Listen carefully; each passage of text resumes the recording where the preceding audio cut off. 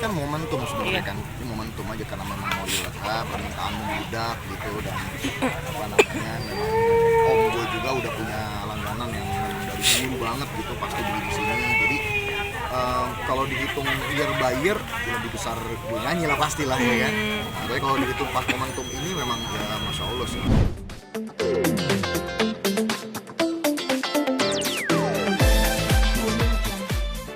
Aku memilih hewan kurban sebagai bisnis. Pertama, gue tahu ini berkah.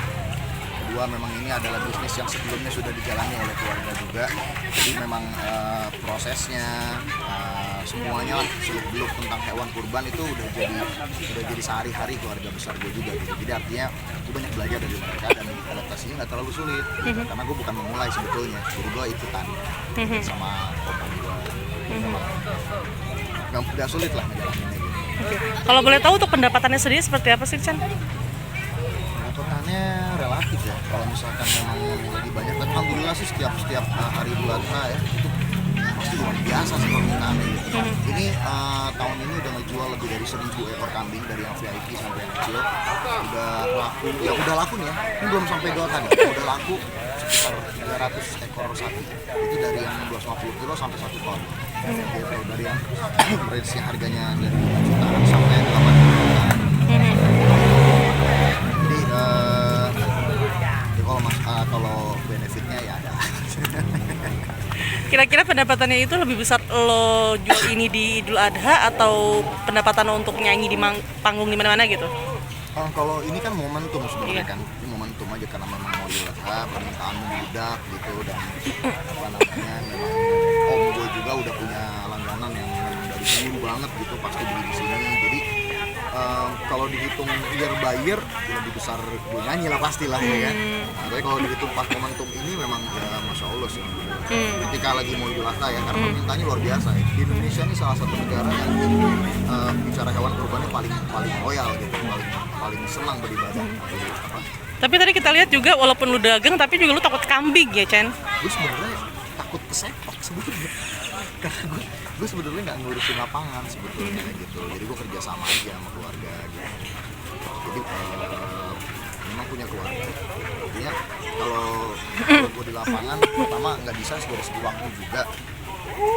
On air, ada recording segala macam, ada off air gitu. Jadi kalau untuk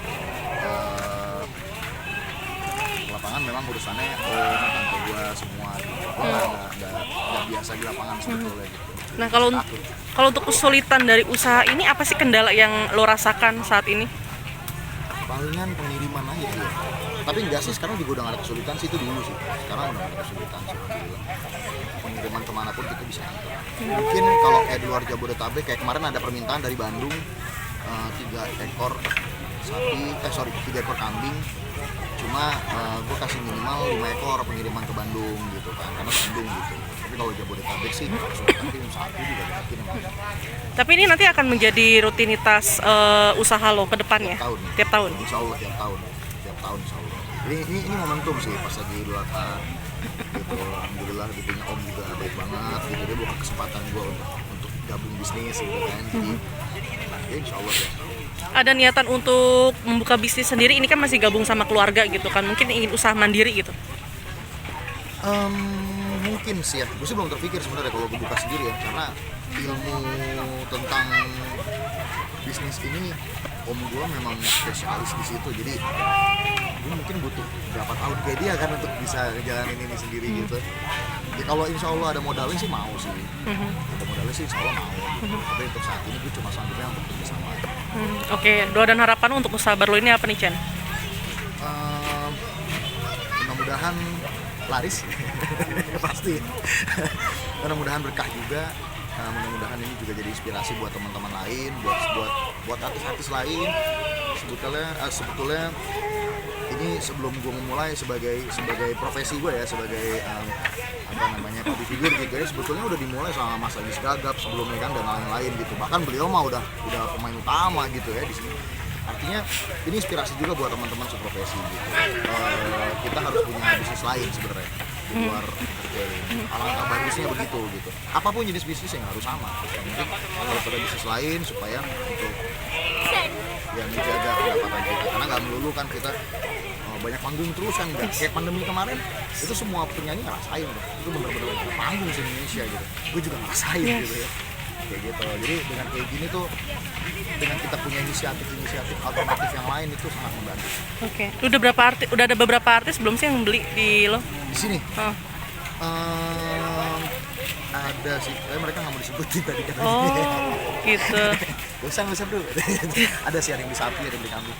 Berarti lu jatuhnya udah berapa hari sih ini? Ini udah 3 bulan, hampir 4 bulan sih. Oh, ini udah buka begini di 3-4 bulan ya? Cuma kemarin gua ada fokus recording kan sama Oke. band metal gua Children of Gaza, jadi hari ini baru sih. Oke, terakhir Chen, dalam waktu 3 bulan penjualan kira-kira udah dapat apa sih dari hasil pendapatan ini?